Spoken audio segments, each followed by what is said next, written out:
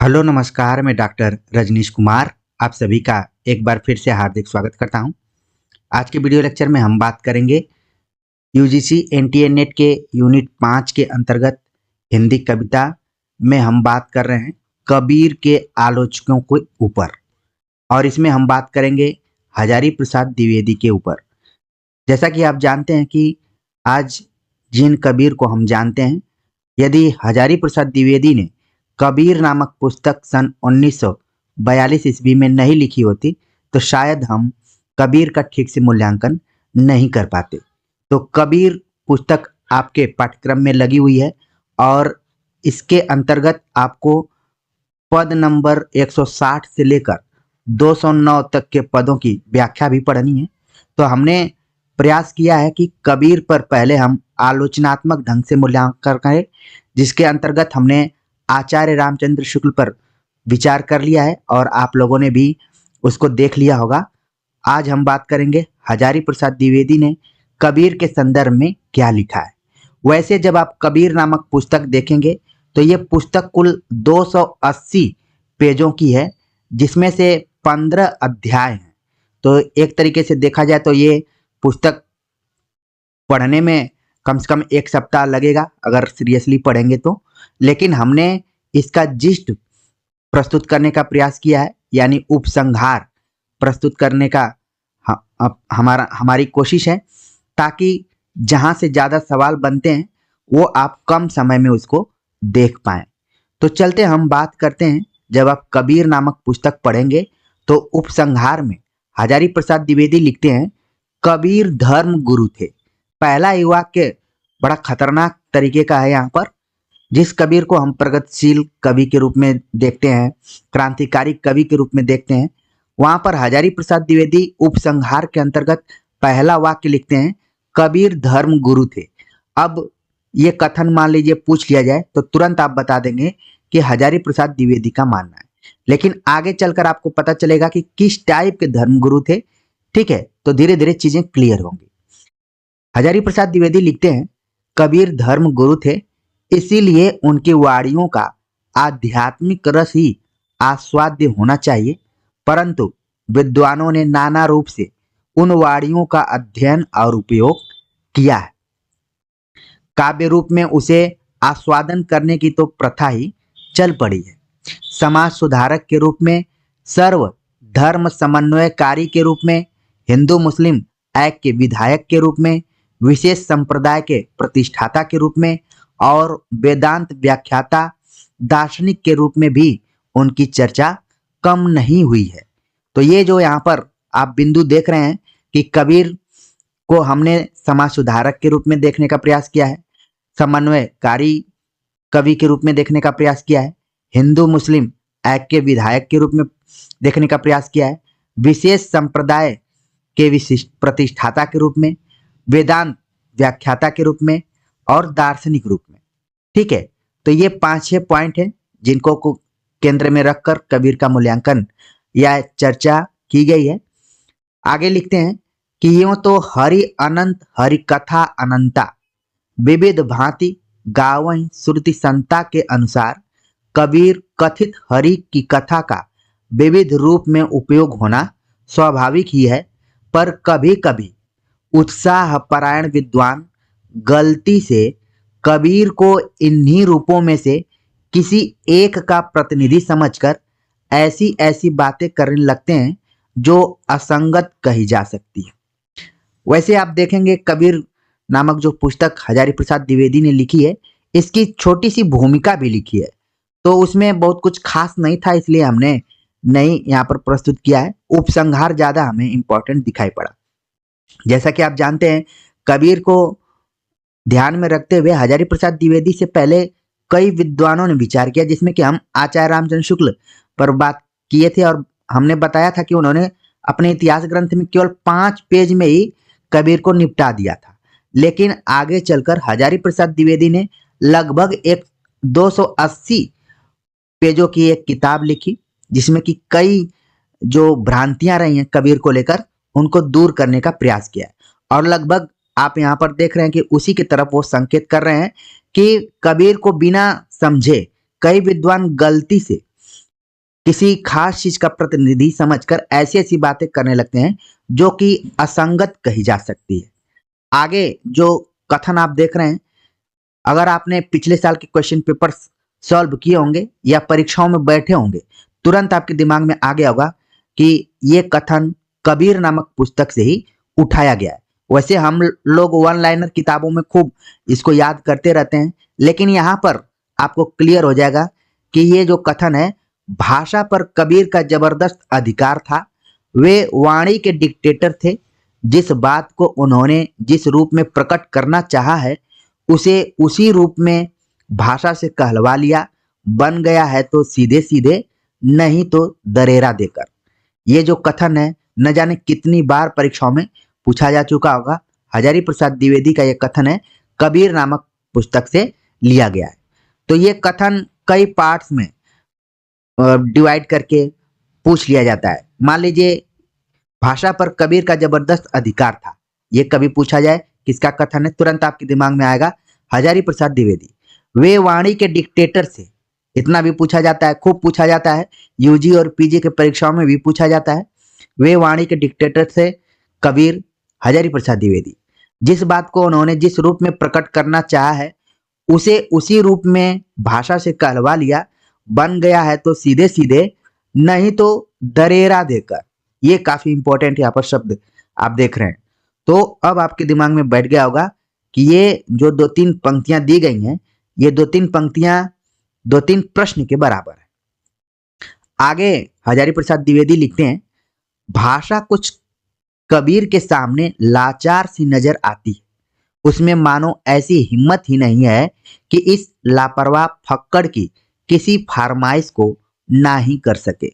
यह भी कथन बहुत ही इंपॉर्टेंट है, इसको ध्यान में रखिए।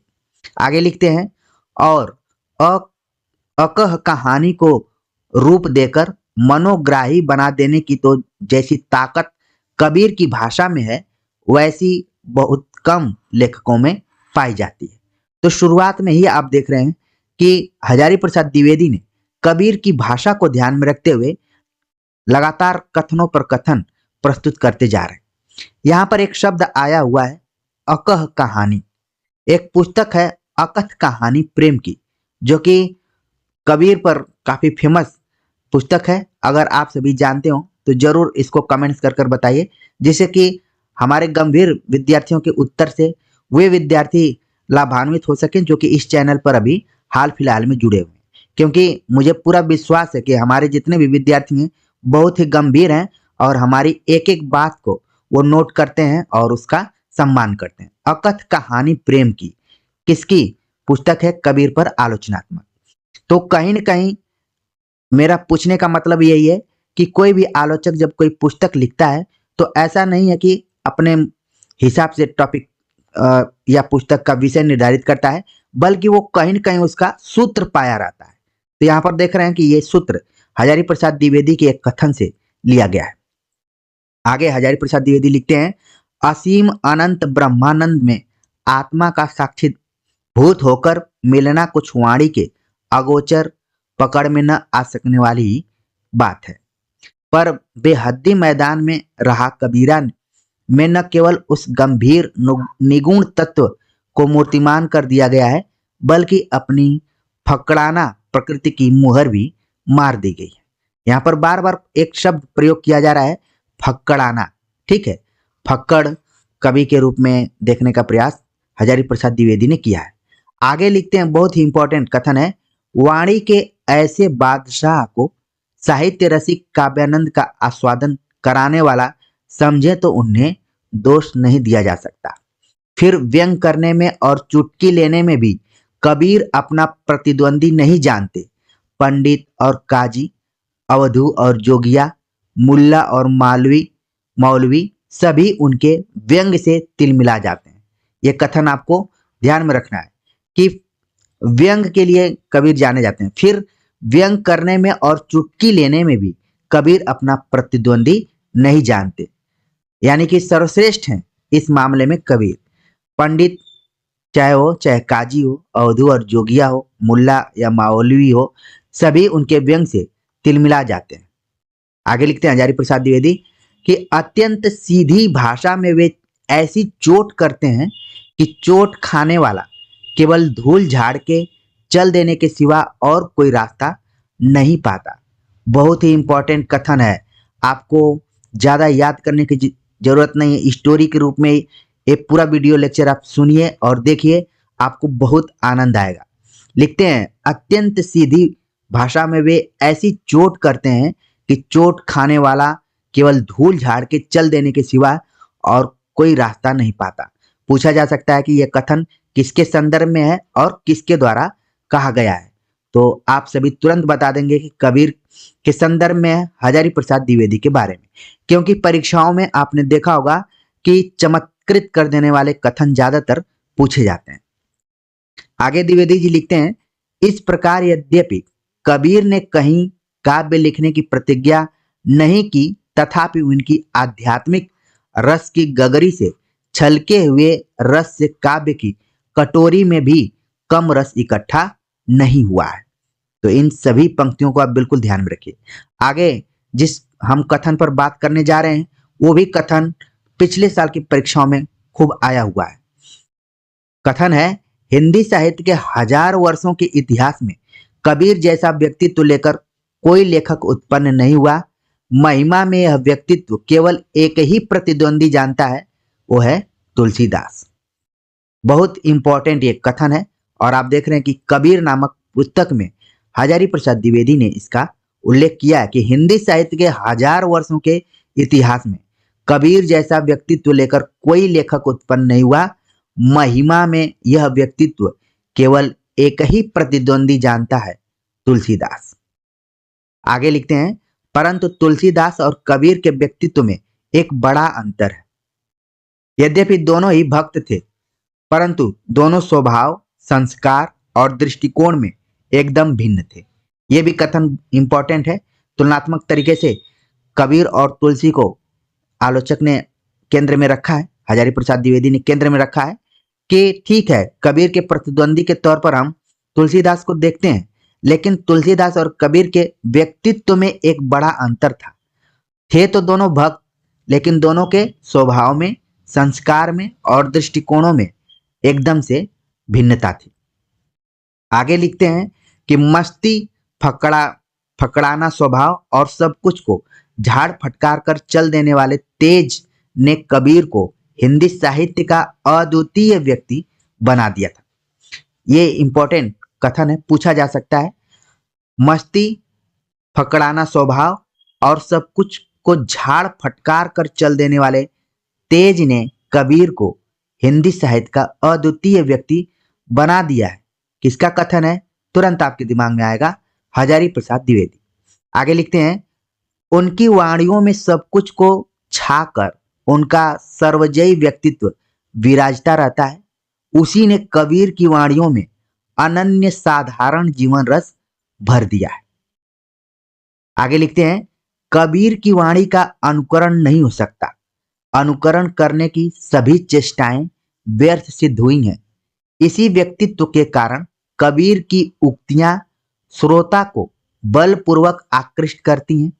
इसी व्यक्तित्व के आकर्षण को सहृदय समालोचक संभाल नहीं पाता और रीझ कर कबीर को कवि कहने में संतोष पाता है। ऐसे आकर्षक वक्ता को कवि न कहा जाए तो और क्या कहा जाए, परंतु यह भूल नहीं जाना चाहिए कि यह कवि रूप घलुए में मिली हुई वस्तु है। आप देख रहे हैं कि कहीं न कहीं हजारी प्रसाद द्विवेदी आचार्य रामचंद्र शुक्ल की तरफ भी संकेत कर रहे हैं। ठीक है, आगे लिखते हैं कि कबीर ने कविता लिखने की प्रतिज्ञा करके अपनी बातें नहीं कही थी। उनकी छंद योजना, उक्ति वैचित्र्य और अलंकार विधान पूर्ण रूप से स्वाभाविक और अयत्न साधित है। प्रयत्न, आप देखते होंगे, प्रयत्न मतलब जानबूझकर कोई चीज जब किया जाता है, प्रयास, ठीक है। लेकिन यहां पर बताया जा रहा है कि कबीर कविता लिखने की प्रतिज्ञा करके अपनी बातें नहीं कहते थे। उनकी जो छंद योजना है, उक्ति वैचित्र्य है या अलंकार विधान है, वो स्वाभाविक है और स्वाभाविक ही है। ठीक है, अयत्न साधित है, यानी कि स्वभाव से ही निर्मित हुई है। किसी तरीके का कोई एक्स्ट्रा प्रयत्न नहीं किया गया। आगे वे लिखते हैं, काव्यगत रूढ़ियों के न तो वे जानकार थे और न कायल थे। आपके दिमाग में आ रहा होगा कि काव्यगत रूढ़ियां, ठीक है, जब आप काव्य शास्त्र इत्यादि पढ़ेंगे तो वहां पर आप देखेंगे कि कुछ आचार्य जिन्होंने काव्य लक्षण इत्यादि दिया हुआ। तो कुछ आप रीतिकाल के कवियों को देखिए, उसमें 3 तरीके के कवियों की चर्चा की गई है, रीतिबद्ध, रीतिमुक्त, रीतिसिद्ध। तो इसमें कुछ ऐसे कवि हैं जो कि काव्यगत रूढ़ियों को ध्यान में रखते हुए कविताएं लिखते थे। लेकिन यहाँ पर आप देख रहे हैं कि जो कबीर हैं वो तो पढ़े लिखे भी नहीं थे, यानी कि काव्यगत रूढ़ियों के न तो वे जानकार थे और न उसके कायल थे। यह कथन किसका है? हजारी प्रसाद द्विवेदी का है, कबीर के संदर्भ में, ठीक है। सॉरी। अपने अनन्य साधारण व्यक्तित्व के कारण ही वे सहृदय को आकृष्ट करते हैं। उनमें एक और बड़ा भारी गुण है जो उन्हें अन्यान्य संतों से विशेष बना देता है। तो इन सभी कथनों को आपको बिल्कुल ध्यान में रखना है। आगे लिखते हैं, यद्यपि कबीरदास एक ऐसे विराट और आनंदमय लोक की बात करते हैं जो साधारण मनुष्यों की पहुंच के बहुत ऊपर है, और वे अपने को उस देश का निवासी बताते हैं जहां 12 महीने बसंत रहता है, निरंतर अमृत की झड़ी लगी रहती है। फिर भी जैसा कि एवेलिन अंडरहिल ने कहा है, वे उस आत्मविस्मृतकारी परम उल्लासमय साक्षात्कार के समय भी दैनंदिन व्यवहार की दुनिया को छोड़ नहीं जाते और साधारण मानव जीवन को भुला नहीं देते। यानी कि जो कबीर का साधारण व्यक्तित्व रहा है वही उनको एक तरीके से विशेष बनाया हुआ है, ठीक है। इस चीज को आपको ध्यान में रखना है। आगे लिखते हैं, उनके पैर मजबूती के साथ धरती पर जमे रहते हैं। उनके महिमा समन्वित और आवेगमय विचार बराबर धीर और सजीव बुद्धि तथा सहज भाव द्वारा नियंत्रित होते रहते हैं, जो सच्चे मर्मी कवियों में ही मिलते हैं। और ये अगर गुण हम सभी मनुष्यों में भी आ जाए तो ये मानकर चलिए कि वो व्यक्ति मजबूती से अपने पैर को धरती पर जमाए हुए। आपने देखा होगा सामान्य जनजीवन में अगर थोड़ा सा कोई प्रगति कर लेता है, विकास कर लेता है, तो उसका पैर धरती से थोड़ा सा उठ जाता है और धीरे धीरे आसमान की तरफ जाने लगता है। यानी कि वो उन सामान्य व्यक्तियों से अपने को अलग समझने लगता है। लेकिन व्यक्ति को अगर मजबूती से पैर जमाना है तो उसके पैर को धरती पर जमे रहना चाहिए। कहीं न कहीं कबीर की वाणियों को आप देखेंगे, कबीर की कविताओं को देखेंगे तो सारी चीजें वहां पर मिलती हैं। आगे लिखते हैं, उनकी सर्वाधिक लक्ष्य होने वाली विशेषताएं हैं सादगी और सहज भाव पर निरंतर जोर देते रहना, बाह्य धर्माचारों की निर्मम आलोचना, सब प्रकार के विराग भाव और हेतु प्रकृतिगत अनुसंधित्सा के द्वारा सहज ही गलत दिखाने वाली बातों को दुर्बोध्य और महान बना देने की चेष्टा के प्रति बैर भाव, यानी उसकी आलोचना करना। इसके लिए आपको कबीर वाणी के 75, 78, 80 और 90 नंबर के पद देखना चाहिए। एक तरीके से हजारी प्रसाद द्विवेदी ने इस बात को पूरा संदर्भ के आधार से कहा हुआ है। आगे लिखते हैं, इसीलिए वे साधारण मनुष्य के लिए दुर्बोध्य नहीं हो जाते और अपने असाधारण भावों को ग्राह्य बनाने में सदा सफल दिखाई देते हैं। आपने कबीर के दोहे, रहीम के दोहे को सुना होगा। जो कभी कॉलेज स्कूल नहीं गया वो भी याद करके रखा रहता है। क्यों? क्योंकि ये साधारण मनुष्य के लिए इन्होंने सारी बातें कही, दुर्बोध नहीं है। यानी कि इनको पढ़ने के लिए हमें डिक्शनरी की जरूरत नहीं पड़ती। हालांकि जब हम व्याख्या पोर्शन कराएंगे तो आप देखेंगे वहां पर कई ऐसे शब्द हैं जिनके लिए आपको व्याख्या की जरूरत पड़ सकती है। फिर भी इन कथनों को आप ध्यान में रखिए। आगे बात करें तो हजारी प्रसाद द्विवेदी लिखते हैं, कबीरदास के इस गुण ने सैकड़ों वर्ष से उन्हें साधारण जनता का नेता और साथी बना दिया है। वे केवल श्रद्धा और भक्ति के पात्र ही नहीं, प्रेम और विश्वास के आस्पद भी बन गए हैं। सच पूछा जाए तो जनता कबीरदास पर श्रद्धा करने की अपेक्षा प्रेम अधिक करती है। इसीलिए उनके संत रूप के साथ ही उनका कवि रूप बराबर चलता रहता है। आगे बहुत ही इंपॉर्टेंट चीज लिखा कि वे केवल नेता और गुरु नहीं हैं, साथी और मित्र भी हैं। कबीर ने ऐसी बहुत सी बातें कही हैं जिनसे समाज सुधार में सहायता मिल सकती है, पर इसलिए उनको समाज सुधारक समझना गलती है। देख रहे हैं आप, कथनों को आप अपने दिमाग में बैठाते जाइए। आगे लिखते हैं, वस्तुतः वे व्यक्तिगत साधना के प्रचारक थे। समष्टि वृत्ति उनके चित्त का स्वाभाविक धर्म नहीं था, वे व्यष्टिवादी थे। सर्वधर्म समन्वय के लिए जिस मजबूत आधार की जरूरत होती है, वह वस्तु कबीर के पदों में सर्वत्र पाई जाती है। वह बात है भगवान के प्रति अहेतुक प्रेम और मनुष्य मात्र को उसके निर्विशिष्ट रूप में समान समझना। परंतु आजकल सर्वधर्म समन्वय से जिस प्रकार का भाव लिया जाता है, वह कबीर में एकदम नहीं था। सभी धर्मों के बाह्य आचारों और अंत संस्कारों में कुछ न कुछ विशेष देखना और सब आचारों संस्कारों के प्रति सम्मान की दृष्टि उत्पन्न करना ही यह भाव है। कबीर इनके कठोर विरोधी थे। उन्हें अर्थहीन आचार पसंद नहीं थे, चाहे वे बड़े से बड़े आचार्य या पैगंबर के ही प्रवर्तित हों या उच्च से उच्च समझी जाने वाली धर्म पुस्तक से उपदिष्ट हों। बाह्य आचार की निरर्थक पूजा और संस्कारों के विचारहीन गुलामी कबीर को पसंद नहीं थी। ठीक है, वे इनसे मुक्त मनुष्यता को ही प्रेम भक्ति का पात्र मानते थे। धर्मगत विशेषताओं के प्रति सहनशीलता और संभ्रम का भाव भी उनके पदों में नहीं मिलता, परंतु वे मनुष्य मात्र को समान मर्यादा का अधिकारी मानते थे। जातिगत, कुलगत, आचारगत श्रेष्ठता का उनकी दृष्टि में कोई मूल्य नहीं था। इसीलिए आपने एक पद सुना होगा, ऊंचे कुल का जन्मिया करनी ऊंच न हो।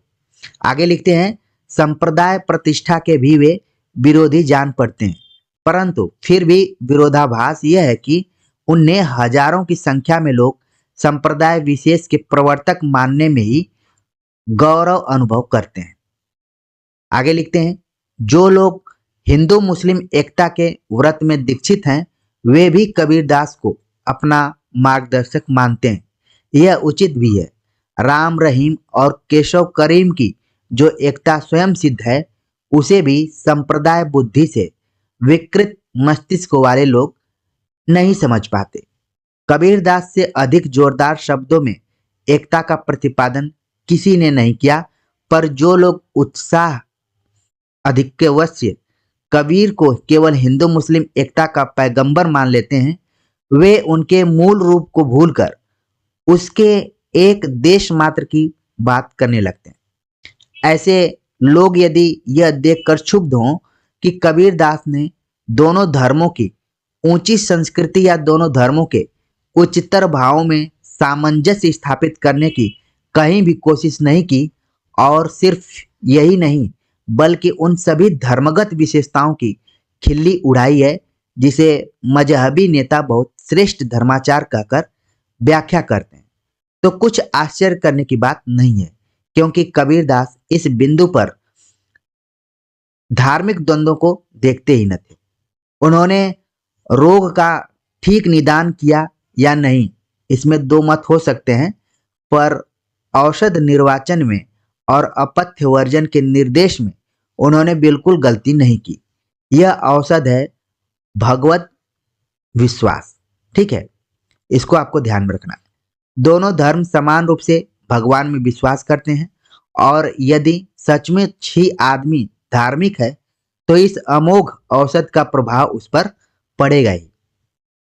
अपथ्य आचारों को धर्म समझना, व्यर्थ कुलाभिमान, अकारण ऊंच नीच का भाव, कबीरदास की इन दोनों व्यवस्थाओं में गलती नहीं है। और किसी दिन हिंदुओं और मुसलमानों में एकता हुई तो इसी रास्ते हो सकती है।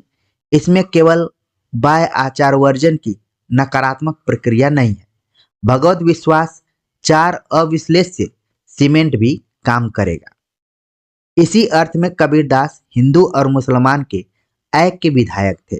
इस कथन को आपको ध्यान में रखना है कि हजारी प्रसाद द्विवेदी का है। आगे लिखते हैं, परंतु जैसा कि आरंभ में कहा गया है, कबीरदास को केवल इन्हीं रूपों में देखना सही देखना नहीं है। वे मूलतः भक्त थे। भगवान पर उनका अविचल अखंड विश्वास था। वे कभी सुधार करने के फेर में नहीं पड़े। शायद वे अनुभव कर चुके थे कि जो स्वयं सुधरना नहीं चाहता उसे जबरदस्ती सुधारने का व्रत व्यर्थ का प्रयास है।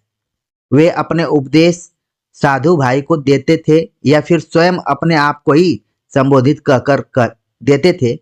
यदि उनकी बात कोई सुनने वाले न मिले तो वे निश्चित होकर स्वयं को ही पुकार कर उठते, अपनी राह तू चले कबीरा।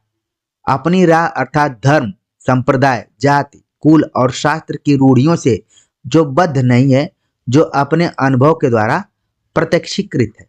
यानी कि इसमें अनुभवजन्य ज्ञान को ज्यादा महत्व दिया गया है।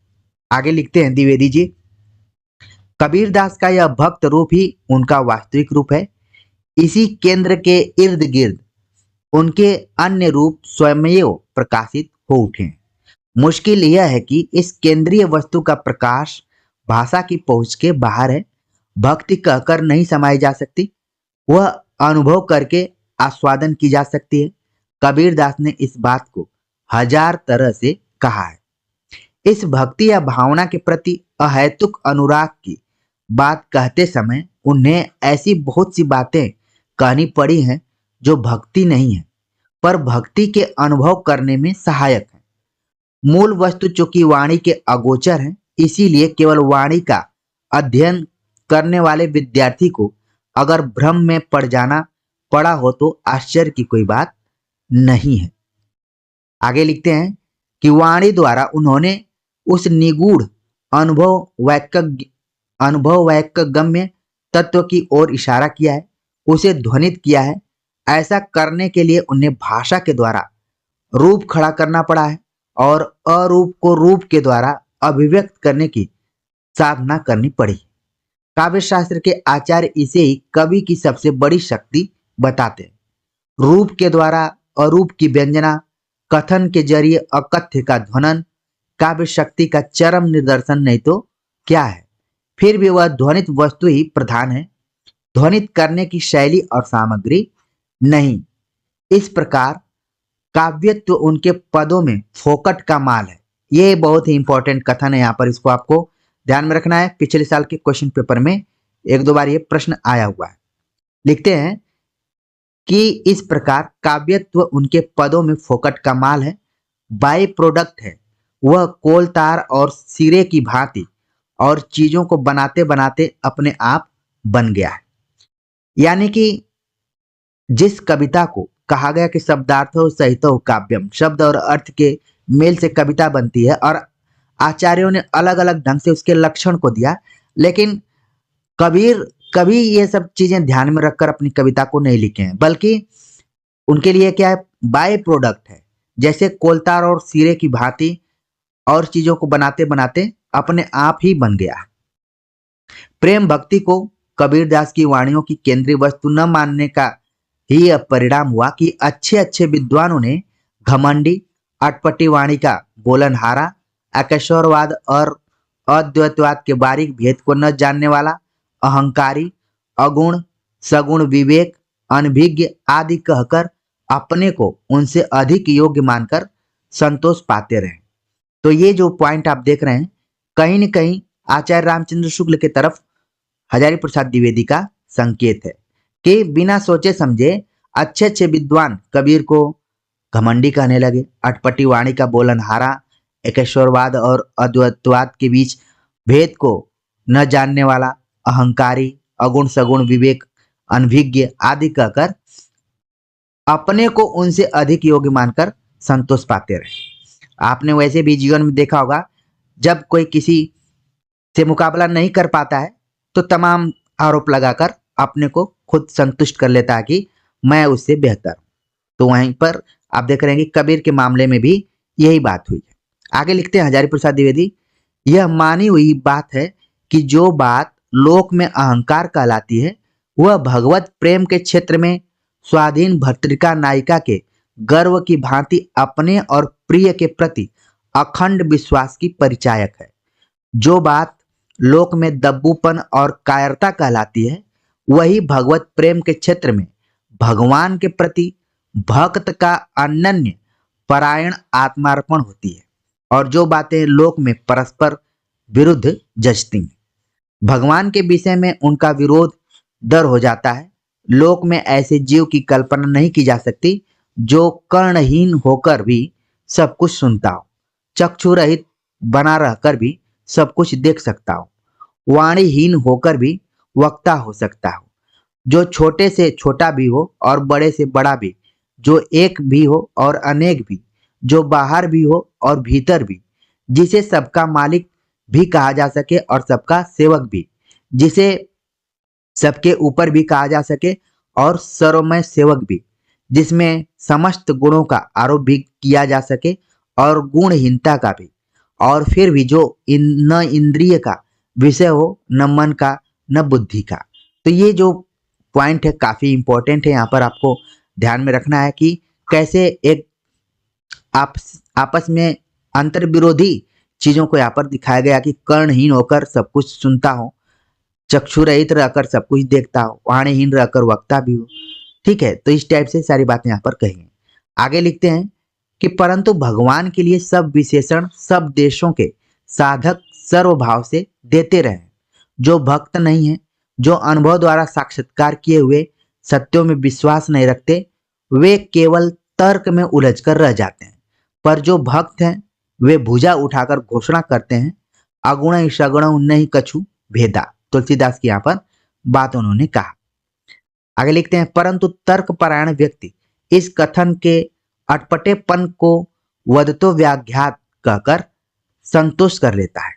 यदि भक्ति को कबीरदास की वाणियों की केंद्रीय वस्तु मान लिया जाता तो निसंदेह स्वीकार कर लिया जाता कि भक्त के लिए वे सारी बातें बेमतलब हैं जिन्हें कि विद्वान लोग बारीक भेद कहकर आनंद पाया करते हैं। यहाँ पर सगुण निर्गुण या फिर जो ऊपर भेद के बारे में बताया गया कि बारीक भेद नहीं कर पाते हैं कबीर, उसको लेकर हजारी प्रसाद द्विवेदी ने काफी तगड़ा यहाँ पर प्रहार किया है अपने ही आलोचकों के ऊपर। लिखते हैं कि भगवान के अनिर्वचनीय स्वरूप को भक्त ने जैसा कुछ देखा है वह वाणी के प्रकाशन क्षेत्र के बाहर है। इसीलिए वाणी नाना प्रकार से परस्पर विरोधी और अविरोधी शब्दों द्वारा उस परम प्रेममय का रूप निर्देश करने की चेष्टा करती है। भक्त उसकी असमर्थता पर नहीं जाता, वह उसकी रूपातीत व्यंजना को ही देखता है। भक्ति तत्व की व्याख्या करते करते उन्हें उन व्याचारों की जंजालों को साफ करने की जरूरत महसूस हुई है जो अपनी जड़ प्रकृति के कारण विशुद्ध चेतन तत्व की उपलब्धि में बाधक है। यह बात ही समाज सुधार और सांप्रदायिक ऐक्य की विधात्री बन गई है। पर यहाँ भी यह कह रखना ठीक है कि वह भी फोकट का माल है या बाई प्रोडक्ट है। तो ये जो यहाँ पर कथन है फोकट का माल और बाई प्रोडक्ट, ये शब्द कबीर के संदर्भ में हजारी प्रसाद द्विवेदी ने यूज किया। अगर मान लीजिए परीक्षा में ये दोनों शब्द आते हैं तो एक बार जरूर आप सभी का ध्यान इस लेक्चर के ऊपर जाना चाहिए। आगे लिखते हैं हजारी प्रसाद द्विवेदी, जो लोग इन बातों से ही कबीरदास की महिमा का विचार करते हैं वे केवल सतह पर ही चक्कर काटते हैं, यानी गंभीरता में नहीं जाते हैं। लिखते हैं कबीरदास एक जबरदस्त क्रांतिकारी पुरुष थे। उनके कथन की ज्योति जो इतने क्षेत्रों को उद्भासित कर सकी है सो मामूली शक्तिमत्ता की परिचायिका नहीं है। आगे लिखते हैं, ये कथन आप जरूर ध्यान में रखिए, कबीरदास एक जबरदस्त क्रांतिकारी पुरुष थे। उनके कथन की ज्योति जो इतने क्षेत्रों को उद्भासित कर सकी है सो मामूली शक्तिमत्ता की परिचायिका नहीं है। हजारी प्रसाद द्विवेदी ने कबीर के बारे में लिखा। आगे लिखते हैं, परंतु यह समझना कि उद्भासित पदार्थ ही ज्योति है बड़ी भारी गलती है। उद्भासित पदार्थ ज्योति की ओर इशारा करते हैं और ज्योति किधर और कहाँ है इस बात का निर्देश देते हैं। ऊपर ऊपर सतह पर चक्कर काटने वाले समुद्र भले ही पार कर जाएं पर उसकी गहराई की था नहीं पाते हैं। कहीं न कहीं ये जो पंक्ति है आप सभी के लिए भी बहुत ही इम्पोर्टेंट है कि जब हम वन लाइनर किताबों को पढ़ते हैं तो ऊपर ऊपर सतह पर चक्कर जरूर काटते हैं, समुद्र को यानी कि परीक्षा रूपी समुद्र को पार भी कर जाते हैं, पर उसकी गहराई की था नहीं पा पाते हैं। उम्मीद है कि जो विद्यार्थी अभी तक हमारे साथ जुड़े होंगे वो इन महत्वपूर्ण गुरु मंत्रों को भी ध्यान में रखे होंगे कि पढ़ाई में मूल टेक्स्ट और गहराई की था नापना भी बहुत जरूरी है। हो सकता है कि ऊपर की सतह चक्कर काटते हुए आप भले सक्सेस हो जाएं, लेकिन बार बार आपको लगेगा कि पता नहीं ये आगे कितना गहरा होगा। तो ध्यान में रखिए इन सारी चीजों को भी। आगे लिखते हैं, इन पंक्तियों का लेखक अपने को सतह का चक्कर काटने से विशेष नहीं समझता। उसका दृढ़ विश्वास है कि कबीरदास के पदों में जो महान प्रकाश पुंज है वह बौद्धिक आलोचना का विषय नहीं है, वह म्यूजियम की चीज नहीं है, बल्कि जीवित प्राणवान वस्तु है। बहुत ही इंपॉर्टेंट कथन है, इसको जरूर ध्यान में रखें। आगे लिखते हैं, कबीर पर पुस्तकें बहुत लिखी गई हैं और भी लिखी जाएंगी, पर ऐसे लोग कम ही हैं जो उस साधना की गहराई तक जाने की चेष्टा करते हो। राम की वानरी सेना समुद्र जरूर लाग गई थी, पर उसकी गहराई का पता तो मंदर पर्वत को ही था, जिसका विराट शरीर आपाताल निमग्न हो गया था। तो कबीरदास की सच्ची महिमा तो कोई गहरे में गोता लगाने वाला ही समझ सकता है। फिर भी लेखक ने इस पुस्तक में जो लंबी व्याख्या प्रकाशित की है उसके लिए उसे पश्चाताप नहीं है। यहाँ पर कथन आपको ध्यान में रखना है, कबीरदास की सच्ची महिमा तो कोई गहरे में गोता लगाने वाला ही समझ सकता है। इसको जरूर ध्यान में रखिए। हजारी प्रसाद द्विवेदी। आगे लिखते हैं, कबीर ने जिन तत्वों को अपनी रचना में ध्वनित करना चाहा है उसके लिए कबीर की भाषा से ज्यादा साफ और जोरदार भाषा की संभावना भी नहीं है और जरूरत भी नहीं, परंतु कालक्रम से वह भाषा आज के शिक्षित व्यक्ति को दुरूह जान पड़ती है। जैसा कि मैं शुरू में ही बताया कि भले इन्होंने साधारण भाषा का प्रयोग किया, आम जनजीवन की भाषा का प्रयोग किया, लेकिन जब हम व्याख्या करते हैं तो उसमें भी कई शब्दों के अर्थ हमें खोजने पड़ते हैं। लिखते हैं हजारी प्रसाद द्विवेदी, कबीर ने शास्त्रीय भाषा का अध्ययन नहीं किया था, पर फिर भी उनकी भाषा में परंपरा से चली आई विशेषताएं वर्तमान है। इसका ऐतिहासिक कारण है। इस ऐतिहासिक कारण को जाने बिना उस भाषा को ठीक ठीक समझना संभव नहीं है। इस पुस्तक में उसी ऐतिहासिक परंपरा के अध्ययन का प्रयास है। यह प्रयास पूर्ण रूप से सफल हुआ ही होगा ऐसा हम दावा नहीं करते, परंतु वह ग्रहणीय नहीं है, इस बात में लेखक को कोई संदेह नहीं है। आगे लिखते हैं, कबीरदास ने स्वयं अरूप को रूप देने की चेष्टा की थी, परंतु वे स्वयं कह गए हैं कि ये सारे प्रयास तभी तक थे जब तक परम प्रेम के आधार प्रियतम का मिलन नहीं हुआ था। साखी, पद, शब्द और दोहरे उसी प्राप्ति के साधन हैं, मार्ग हैं। गंतव्य तक जाने पर मार्ग का हिसाब करना बेकार होता है। फिर इन साखी, शब्द और दोहरों की व्याख्या के प्रयास को क्या कहा जाए? ये तो साधन को समझाने के साधन के भी साधन है। प्रसंग क्रम से इसमें कबीरदास की भाषा और शैली समझाने के कार्य से कभी कभी आगे बढ़ने का साहस किया गया है। जो वाणी के अगोचर हैं उसे वाणी के द्वारा अभिव्यक्त करने की चेष्टा की गई है। जो मन और बुद्धि की पहुंच से परे हैं उसे बुद्धि के बल पर समझने की कोशिश की गई है। जो देश और काल की सीमा के परे हैं उसे 2-4-10 पृष्ठों में बांध डालने की साहसिकता दिखाई गई है। कहते हैं, समस्त पुराण और महाभारती संहिता लिखने के बाद व्यास देव ने अत्यंत अनुताप के साथ कहा था कि हे अखिल विश्व के गुरुदेव, आपका कोई रूप नहीं है, फिर भी मैंने ध्यान के द्वारा इन ग्रंथों में रूप की कल्पना की है। आप अनिर्वचनीय हैं, व्याख्या करके आपके स्वरूप को समझा सकना संभव नहीं है, फिर भी मैंने स्तुति द्वारा व्याख्या करने की कोशिश की है, वाणी द्वारा प्रकाश करने का प्रयास किया है। तुम समस्त भुवन व्याप्त हो, इस ब्रह्मांड के प्रत्येक अणु परमाणु में तुम भीने हुए हो, तथापि तीर्थ यात्रा आदि विधान से उस व्यापित्व को खंडित किया है। तो यहाँ पर आप देख रहे हैं कि हमने कबीर पर आचार्य हजारी प्रसाद द्विवेदी के दृष्टिकोणों की चर्चा की और परीक्षा के दृष्टिकोण से जो भी महत्वपूर्ण पॉइंट्स रहे उनके तरफ रेखांकित किया और बीच बीच में आप सभी को मोटिवेट भी करने का प्रयास किया। उम्मीद है कि ये पूरा लेक्चर आप सभी को अच्छा लगा होगा और ये पढ़कर अच्छा लगा होगा कि जिस कबीर को जिस आलोचक ने स्थापित किया उसके उपसंहार उस पुस्तक के बारे में हमने थोड़ा बहुत जान लिया। तो कमेंट्स कर जरूर बताइएगा। मिलते हैं एक नए टॉपिक के साथ, तब तक के लिए नमस्कार।